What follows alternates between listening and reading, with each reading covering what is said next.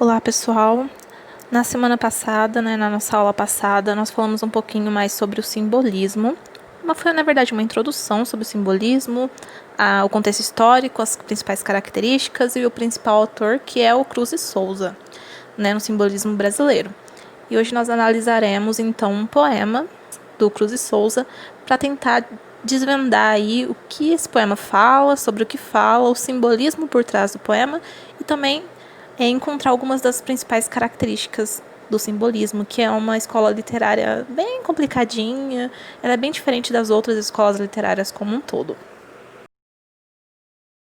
Primeiro vou ler o poema completo e depois nós analisaremos parte por parte, ok?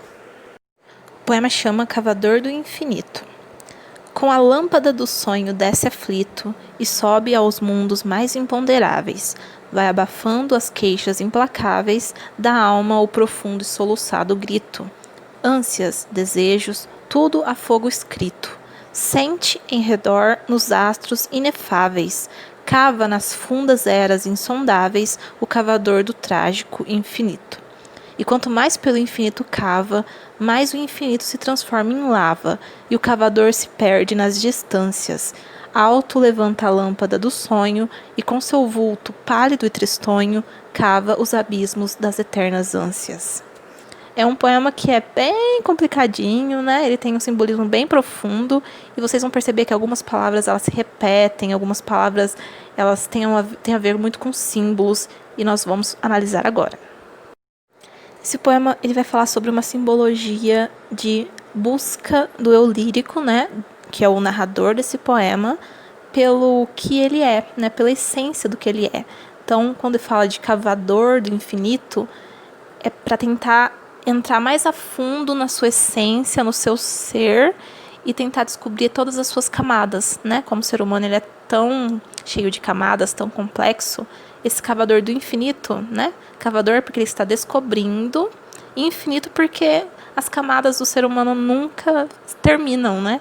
Sempre há alguma coisa que você consegue descobrir sobre uma pessoa, uma coisa que você não sabia antes, uma característica, um gosto, um pensamento, um ideal. Então, esse cavador do infinito é isso. É como se a gente estivesse cavando até o centro do universo.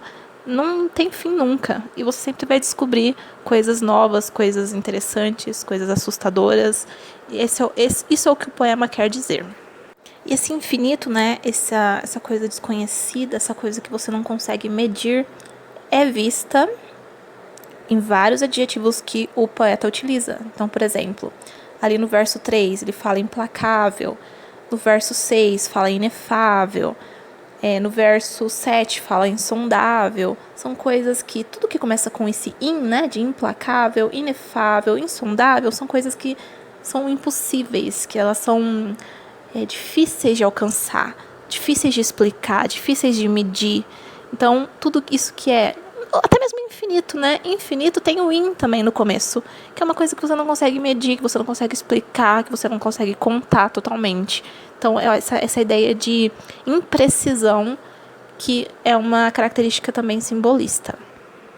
Uma coisa interessante de se pensar é que o romantismo, né? Ele também tem esse caráter mais sentimental, só que o romantismo ele pega mais pelo coração, né? Então, pelos sentimentos. O simbolismo ele vai pegar pela alma, pelo místico, por aquilo que vai além do sentimento, aquilo que não se pode explicar. E aqui uma característica que é a busca pelo mundo que não é físico, né? Pelo mundo místico, cósmico, transcendental. É visto no verso 6, quando ele fala dos astros, né? Essa parte da astronomia, astrologia. É visto também, ainda no verso 6, que fala de mundos mais imponderáveis. Coisa imponderável é uma coisa que você não consegue pegar, que você não consegue medir.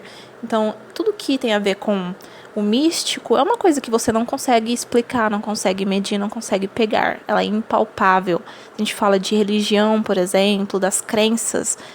Seja lá qual for a crença, é uma coisa que não tem explicação, que você não pode pegar, que você não pode provar, que foge totalmente do que a gente estava aprendendo no naturalismo, por exemplo. Naturalismo é tudo muito físico, né? No mundo físico, na realidade, tudo tem que ser provado cientificamente. Aqui no simbolismo não existe isso. E o autor, né, ou o poeta, ele utiliza algumas palavras que são bem subjetivas. E o subjetivismo é uma característica do simbolismo, que é o diferente do objetivismo, do realismo e do naturalismo que nós estávamos estudando. Uma coisa subjetiva é uma coisa própria do indivíduo, é uma coisa individual, é uma coisa que é diferente para cada um, que cada um lida de uma forma diferente. Então, quais são essas palavras que são subjetivas nesse poema? Lá no verso 1 a gente tem a palavra sonho, né? O sonho, ele é diferente para cada um tem seu sonho, cada um age de uma forma diferente com relação a isso. A gente tem no verso 4 as palavras ânsias e desejos, que é a mesma coisa de algo que você quer alcançar, que também cada um tem os seus desejos, tem as suas ânsias, tem os seus objetivos na vida. Né? É muito individual, é muito subjetivo, é do próprio daquela pessoa. Cada um é cada um. E a gente tem no verso 8 e 9 a palavra infinito. Também cada um entende infinito de uma forma diferente. Infinito é uma palavra que não tem uma explicação só. Né? Você não consegue explicar essa palavra, o conceito de infinito, de um jeito só. Cada um entende de uma forma. Se você perguntar para alguém o que é o infinito, cada um vai explicar de uma forma diferente, que é a forma individual de cada um.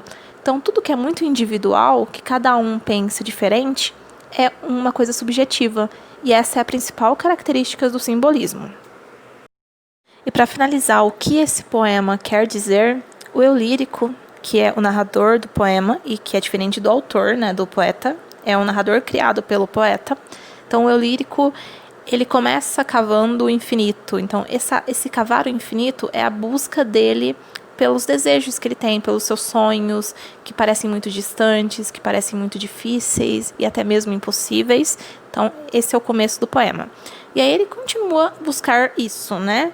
Ele vai buscando, e no final ele não encontra o que ele procura.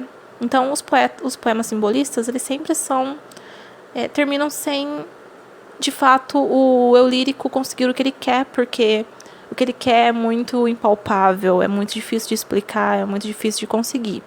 Então, isso também é uma característica do simbolismo, ok? Então, se fosse resumir o simbolismo, eu falaria para vocês que é uma escola literária que busca mais os mistérios da alma, os mistérios do universo, que é mais subjetivo, né? É mais próprio de cada indivíduo. E a diferença do simbolismo com o romantismo é que o romantismo lida mais com os sentimentos, né? Os sentimentos mais aqui da Terra. E o simbolismo lida mais com as coisas da alma, as coisas mais elevadas, mais espirituais. Essa é a diferença do romantismo para o simbolismo.